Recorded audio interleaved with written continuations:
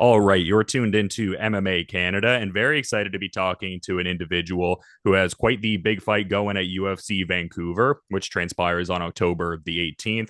We've got Marlon Chito Vera stepping into the cage to take on Aiemann Zahabi, and great having Aiemann back on the MMA Canada platform today. How are you doing, man? You having a solid day so far? Yeah, everything's been great, man. Thanks for having me back on. No, it's awesome, man. I mean, some massive happenings as of late and some massive things to come for sure. And just cool that you called for this Vera bout after that massive Aldo win in May. So, I mean, that has to, resonate well with you just in terms of getting that desired next fight and all. Yeah, of course. It's nice to have the call out you want. I really appreciate the UFC and Sean Shelby for considering my ask, and I'm happy that we got it. It feels good, and I'm really happy it's back in Canada. I want to say a huge thank you to the Montrealers, the Quebecois, and all of the Canadians who came out to the Bell Center. You guys gave me a memory that I will never forget. Thank you guys so much.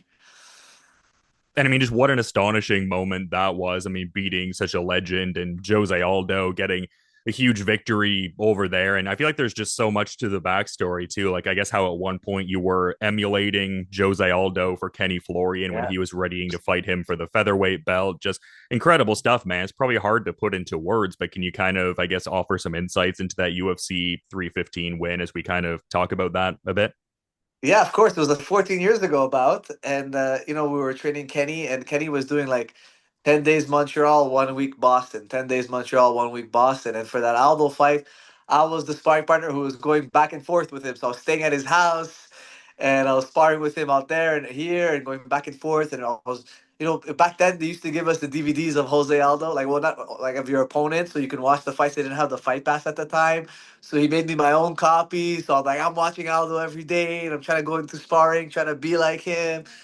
And, we're going toe to toe a lot. So it was nice. And he lost that fight, right? And so it was nice to kind of get that revenge for him 14 years later. It was, it's like really sweet, I find, in a way. And he was happy that I got it done too. So it was really cool. Yeah. And I'm trying to find a way to phrase this question. Like, did that, I guess, process of emulating Aldo leading into Kenny Florian's fight with him benefit you at all in this one? Or was there such a massive, I guess, separation in the timeline of when the Florian fight happened versus when Aldo's fight happened with you to where maybe that same information isn't as transferable? Like, did you get any benefit from, I guess, that familiarization with Aldo through that prior emulation, I guess?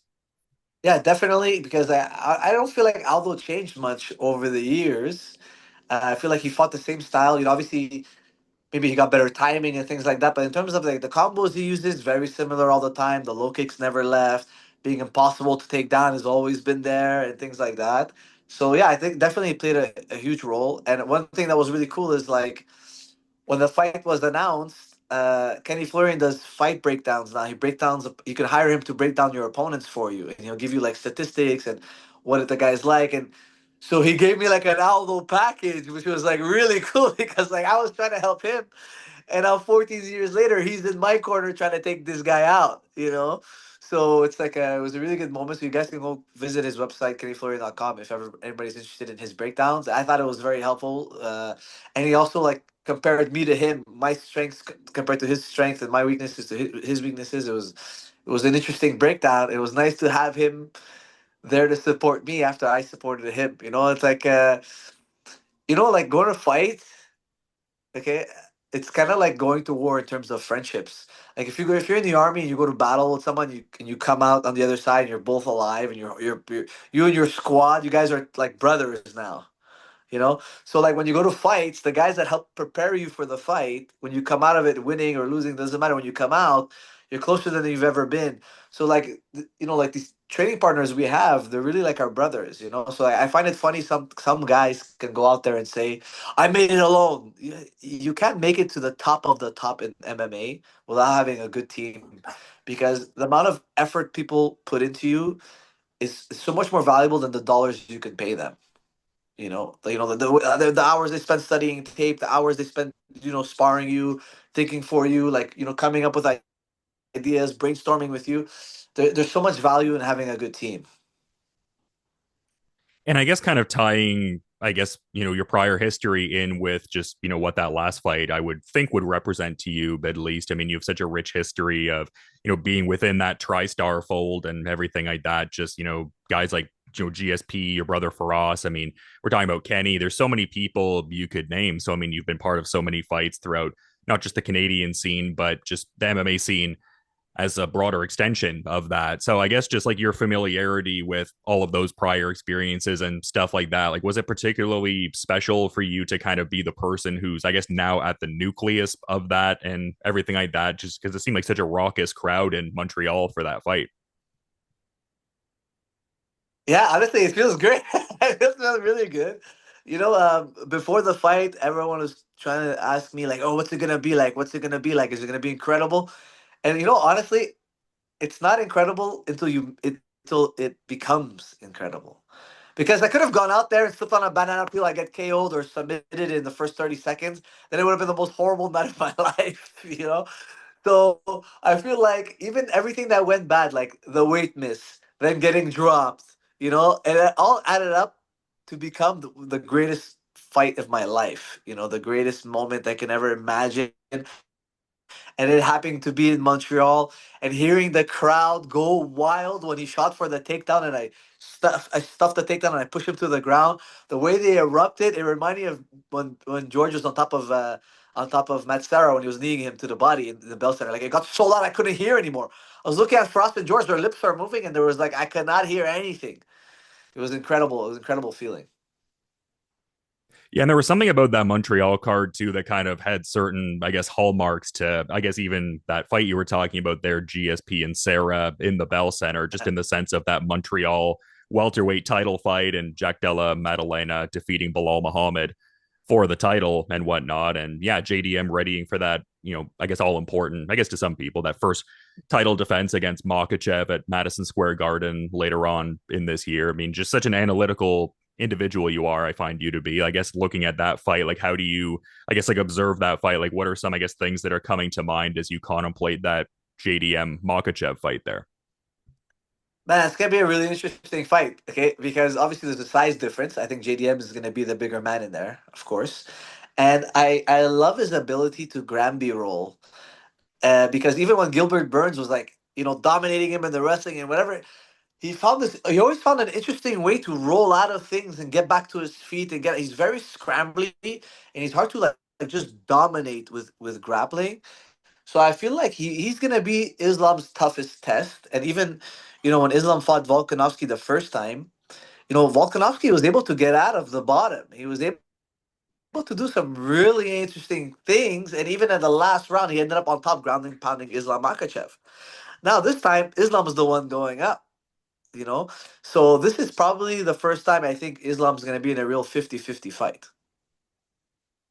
And I guess just also tying this into like major happenings from that 315 card, Valentina Shevchenko, retaining that title against Manon Farrow in a pretty big fight later on this year, too. I think a fight that people have been kind of expecting quasi, but also, still really excited for all the same, just the confirmation component. But, what are your thoughts on that, Zhang Wei Li versus Valentina Shevchenko fight? That seems like an awesome, cross division super fight kind of thing.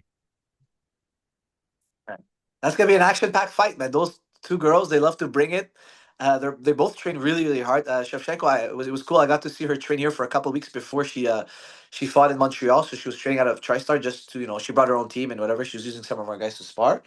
She is dedicated, man. She's a martial artist. She reminds me of GSP, like how organized they are, how they, they know what they're doing when they come into practice. They know what they're looking for. They know how to execute, and I think she did a great job. And I feel the same thing about Wei Li. I feel like she's very organized. She's very professional. These are two champions who live the champion life and who are organized. And I feel like they're gonna give us fireworks. Yeah, absolutely. And I guess just like some of the last couple questions I had kind of in relation to the last fight there, just because it was such a massive moment. Like, what were your, I guess, set of feelings in relation to Aldo announcing his retirement? Like, obviously, you guys had great rapport backstage, and it seemed like the mutual respect was pronounced, which I mean, I always love to, see stuff like that. But what were your thoughts on Aldo announcing his retirement? I mean, such a prolific UFC Hall of Fame caliber fighter. Yeah, I was shocked honestly because fight week he was every interview he did, like I was watching them, and he was saying he's gonna make a title run and he's not done. He's gonna show everyone how he still has it in him and he's gonna go for it and blah blah blah. So I didn't think this was gonna be the last one, but I feel like our fight kind of gave him closure in a weird way, and I mean that with the utmost respect. I still think he has it. Like he was the fastest guy I've ever been put in front of. Like his fast twitch is incredible, and he still hits hard. And look, he almost ripped my head off my shoulders. The guy's good. The guy's really good. So yeah, I still felt like he has the it factor to continue, but he decided not to. And I think, I don't know if like when I got up and I survived the onslaught and I stayed calm and I was ready to keep going, and he looked up at the clock after the couple of knees. I felt like he got the closure in the sense of like maybe he doesn't have the hunger that we have anymore. And maybe that was the deciding factor. Maybe. I don't know. I don't want to put words in his mouth. But obviously, whatever he chooses, I'm always going to be an Aldo fan, and I'm never going to forget how great he was. And I'm happy to have fought him in the cage, and I'm really happy to get the win over him. And I feel like there was no doubt in that win. I feel like I won round two handedly. Even the commentators were talking about how he was slowing down. My pace was going up. I ended up landing more than him. I felt like I did everything I had to do to win round two. And in round three, I felt like he gave up mentally and physically by the end there. Yeah, and I mean, not to be like punny with the fact that it was like a featherweight thing and getting a feather in your cap, but I mean, Yeah. pretty impressive that Aldo's only prior losses at featherweight were to Conor McGregor, Alexander Volkanovski, and to Max Holloway. And now you can fit yourself within that kind of context as well. Like, how does, I guess, that resonate for you?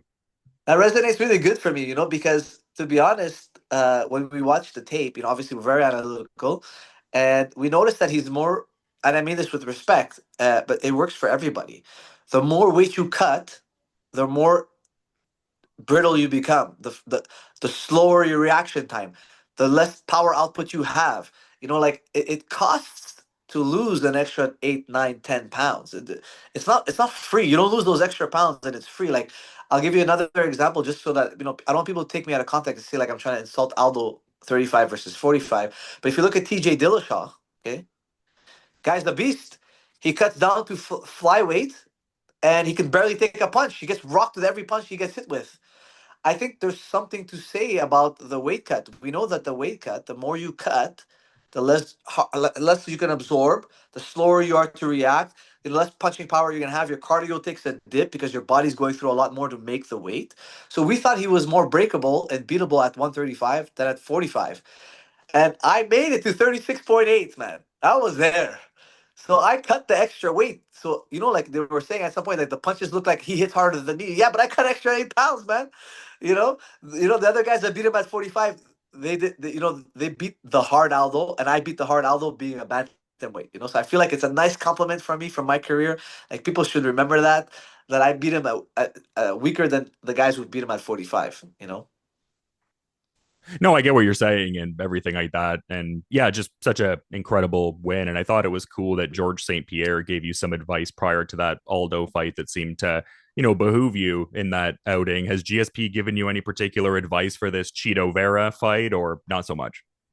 Same thing. Like don't put too much respect on them because now I'm fighting stars. And when you fight a star, it's interesting because they have such a strong fan base compared to guys outside the top 15. The only guy I felt that experience with was Javed Basharat because he's got like 120 plus thousand followers. So like the amount of hate people send you in the DMs, like Twitter or Instagram, it's incredible. Like Aldo was like 9 million, 10 million followers. I can't even remember how many followers he has. People are messaging me every day, like insulting me, breaking me down, like trying. I don't care. Like in the end, like they're trying to affect me. It doesn't affect me. But like it's interesting. Even with Marlon too. Like people come, they attack me or whatever. To me, it's just noise. In the end, Marlon has to fight me, and I'm fighting Marlon. Whatever he says or whatever I say doesn't matter. Whatever anybody says, in the end, there's a fight that must take place. Right. So the only thing that matters is what happens in the octagon. So none of these things bother me. I like. That's why one of the things I like about my mindset coach. He helps me remember that the only thing that matters is going in there and performing. Nobody can intercede in the fight. Nobody can. So George gave me a good advice about this one. You know, he told me, look, this one is in your hands. You have all the skills. The only thing now is you have to be locked in for 15 minutes because when he looks at Chito does a really good job of, surviving the onslaught early. Like he usually starts slow. Usually, I'm not saying he's gonna start slow for sure, but he usually starts slow. But when guys get tired, then he starts to ramp up. So he told me he's like, just be wary for that. Don't go so hard that you blow your load and you give him a chance to come back in the fight, because he's not one of those guys. He actually George compared him to Pedro Munoz. He's like, Pedro Munoz is going to be there for 15 minutes. You can expect the same thing for Chito. Chito, don't expect him to break down in 15 minutes. I said, okay, yeah, so that's it. So that's the mindset we're going in. Yeah, I mean, I feel like it would behoove your broader journey to, I guess, get the kind of statement win you'd be looking for in an outing like this, just in the sense of, facing a former bantamweight title challenger in the Yep. UFC and I guess just further climbing that divisional hierarchy and everything like that. Yeah, of course. That's one of the things that was cool about calling out Marlon is he's fought for the belt before. So like beating him, it really helps my resume. Gives me like the case to break into the like the top 10. Now I'm number 10, but I want to get inside the top 10. He's number 7. Hopefully beating him, it lets me get into 7. Hopefully, I would love to take his place. He's lost 2 in a row, and if he fought for the title before, maybe they can consider me to fight someone like ranked between 1 and 5 after this. If I win, if I win, I would love to fight between 1 and 5, and then I'm right there for the title. It's like we're so close. We're so close. We're building that momentum. So it's interesting, and I feel blessed that they gave me the person I called out, to help me keep going forward, and they're not making me fight backwards. I won 6 straight, and I have momentum, and I love that the UFC recognized that, and I want to thank them for helping me push forward. And you just mentioning that impressive win streak kind of ties into a question that I wanted to ask you. And it might sound like a bit of a weird question at first, but if you can kind of give me a little space to get it out there, I think you'll kind of understand where I'm coming from more so. But just that massive win streak you've been on, and you're obviously a ranked contender now and rebounded pretty impressively from that Ricardo Ramos loss and whatnot via spinning back elbow. And the reason that I bring that up is because I feel like certain people are talking about Aaron Pico's debut in the context of what that spinning back elbow loss could do to, I guess, his UFC path going forward. But as someone who's, kind of been on, I guess, the wrong end of that technique for, lack of a better way to phrase it, and considering the win streak you're on right now, like clearly you've, grown a lot from that moment and everything like that. Like what advice would you impart to, I guess, Aaron Pico on this rebuilding process after that UFC 319 loss to Lerone Murphy? Yeah, well, listen, I think, in my opinion, Aaron Pico is a very well-rounded fighter when it comes to wrestling skills, boxing skills, jiu-jitsu skills. He's got aces in all of these categories. Physical conditioning through the roof. Mental toughness, fortitude, willingness to fight, uh, courage. He has everything that it takes. Okay, this is like 90% of all the problems are solved. Okay, now it's like, what are the decisions you're making in the octagon? You know, maybe he could have won that round, letting the fight breathe a little more. Because he was doing so well. You know, and I'm not saying I'm not saying play it safe. What I'm saying is, you score, you take a breath, you let the guy do his reaction, you come back. But he kept staying on him like glue at all times. And, it's hard to do that in the top 10. I get it. Outside guys just signed to the UFC, off the Ultimate Fighter. You want to dominate them, you want to crush them. But guys who've proven to be top contenders, they're not breakable. Like it's hard to just dismantle them with pressure because they've seen a lot of things. They've fought a lot of guys. They have many years of experience.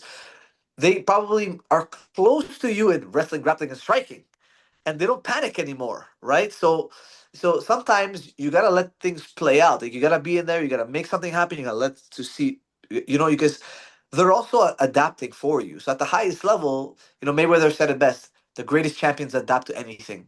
All right, so you can't expect to fight to continue the same way. So I knew, like, let's say when I'm fighting a guy like Aldo, whatever happened in round 1, it may not come back in round 2. It may not, whatever happens in round two may not be round three. You know, like they could be individual. Every round is an individual fight in a way because they go back to their corner. They're gonna get advice. They might change things around completely, right? So I just think that maybe if he scales back the aggression, and I don't, obviously it's easy to criticize. You know, we're outside looking in. He could have knocked him out. I don't know. I don't know, and I'm not judging. I'm not judging. But if I were just to give him advice, because we have mutual friends, and I would love to train with him, and I would love to, for us to work together. He seems like a great guy. I was just like, you know. Sometimes taper off, come back on. Taper off, come back on. Like stuff like that. Because you watch the fighting nerds, they have a great like they put on the action, they whoop, they take a second, they step back, they see what's going on, they put the action again, and then whoop, whoop, and then they finish the guy.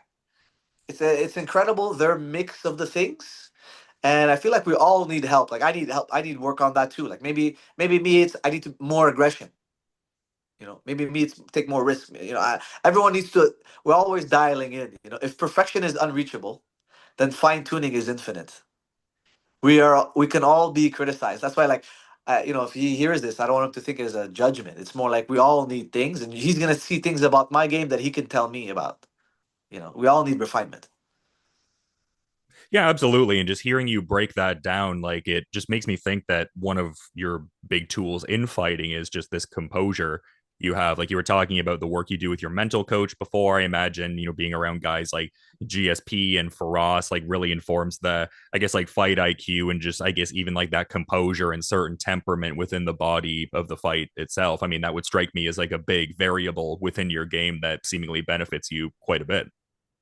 100%. I think it does. I feel like a lot of guys wouldn't have decided. You know what? We're only striking with Aldo, and we did it in a calculated way. I told people in interviews that the game will be well played. Like I was gonna strike with him, but it was gonna be well played. I was gonna play to his weaknesses, and I was gonna find places where I can cover and places where I can protect myself and places where I can hit him back and get him backing up and places where I feel like we could push his cardio because we thought that would be the weakest point. If he was gonna cut to bantamweight, he would suffer in terms of conditioning. So we came up with a plan and we tried to execute, and we have our own plans for Marlon too, and it's just interesting how like because we can never be perfect, we can all lose. We're all beatable, and every fight is winnable. Every fight is winnable, and you can lose. You can win or you can lose. And who's going to go out there and adapt the best? I think whoever adapts as the fight continues to change. So there has to be like this flexibility of mind. Like one thing after my two losses, I decided I don't want to game plan too hardcore because sometimes I feel like what was happening was I'm so attached to the game plan that if things change, I lost a little bit of confidence because stuff are happening that I wasn't expecting. So now I basically plan only the macro, and then all the micro stuff I don't fuss about because I'm just gonna adapt in the fight. If we start to change things around a little bit, it's fine. I expect it to change because I expect some of my things to work, and then being good enough to adapt. And then I'm gonna play the next card. I'm gonna play the next card. I'm gonna play the next card. So that's how I'm taking it now. Yeah, for sure. And a great way to go about doing it and clearly demonstrably successful based on this run you've been on. But we've been talking about, I guess, the fact that Chito Vera has previously vied for the UFC bantamweight title. And I mean, you're a ranked contender, as we've also referenced a couple times. I feel like I'd be remiss if I didn't get your thoughts on that upcoming bantamweight title fight between Merab Dvalishvili and Corey Sandhagen. Man, very interesting fight, guys. I think it's gonna be great to watch. Okay, first of all, bantamweight division, the guys are great. They're all very good. Uh, I think that Corey did some really good stuff against Umar in terms of grabbing out, defending the back by grabbing the ankles up. Like he didn't get dominated on the ground at all you know and obviously I'm sure he's been refining that stuff to get better at them already, and now he's facing a guy similar to Umar in terms of like we know Marab's gonna shoot eventually. He's gonna shoot, it's no secret. And he's like GSP in that sense that we all know GSP was gonna shoot. He's taking you down anyway, man.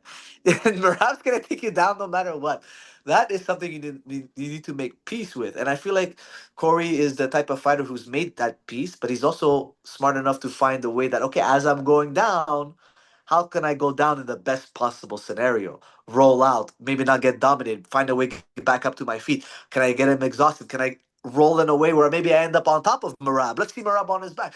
So I think it's going to be a really good fight. I also find that the height is going to play a good role because I think that Corey's going to be more willing to throw the knee than Sean O'Malley was. I think Corey's bringing in better grappling, better Granby rolls than Corey was bringing in. So I think he's going to have better strike output than O'Malley against Marab. But that is to be seen. But if you were to ask me who's gonna win, I think Marab is gonna win by taking him down and dominating him on the ground eventually. That's what I think is gonna happen. I could be wrong. I could be wrong. He's been rocked many times before, and Corey's a slick switcher. So he might catch him on one of the switches with a nice strike or a nice knee or a nice elbow or it's a very dynamic striker. It's a must see for sure. It's curious you say that though, because I mean, the piece about the knee being thrown up and the comfortability with that, like I was talking to a longtime training partner of Corey Sandhagen's kind of recently, the 2025 PFL tournament finalist, Justin Wetzel. And I asked for like a prediction on the fight, and he was pretty succinct in as far as just saying, like, oh, yeah, he's going to hit him with a flying knee out there, I guess, a la the Frankie Edgar fight that he had there. So just, yeah, I mean, interesting Yeah. that you point that out, but I feel like bantamweight is just such an intriguing weight class. Like I saw a training pic of yourself with Rob Font, I guess like a few weeks, couple months Yeah. ago at this point. And I mean, his Raul Rosas Jr. fight fell out, but it looks like David Martinez is stepping in there for that Noche UFC card. So that's an exciting bantamweight fight as well coming up. Yeah, I'm really excited for him. I think, in my opinion, I think Rob is levels above him in terms of skill coming in. I'm not taking away from David Martinez's power, and he's a lot of TKOs and KOs, of course, but he's coming into a real reach disadvantage and jab. In the jab game, I feel like Rob is levels ahead with the jab. It's just one of those fights where I think um, Rob can really show his his mastery in boxing. I think it's really going to show out. Yeah, going to be an interesting fight. And yeah, I mean, always good to see Rob Font out there. Definitely a very entertaining fighter. And I mean, not so much a question here, but cool to see Mendel Nalo is finally in the UFC. A long time coming. I think a lot of people share that opinion, just seeing him fight in Bellator and previous circuits and all. And yeah, I saw you put out that tweet saying it'd be great to get him on the UFC Yeah. Vancouver card. So yeah, would love to see that if it panned out like that. Man, I would love it. Man, we're talking about it all summer. Win this fight out contender series. Maybe they put you in Vancouver. So it was already in the back of our minds, and he's gonna be ready for it. He even asked for Paris. Like he wants them to know that he's a finished product, and we haven't been mucking around. He's 36, but we're good. People make fun of my age. I'm gonna be 38 in November, man. It's crazy, but I don't feel like I look old. I don't feel like I fight old. I feel like I'm staying with the times. I feel like I'm still ahead of the young bucks, and Mandel is the same in that sense. I don't feel like he is his age. He's really mastered a lot of the elements of fighting, and it would be good to see him get like a really good name or just be on the card. Like we just want opportunities. We just need the opportunities to show you guys how good we are. Yeah, we got to get that Takeru versus Jonathan Della fight going as well at some point. That's October is coming up. Who's he Yeah, fighting?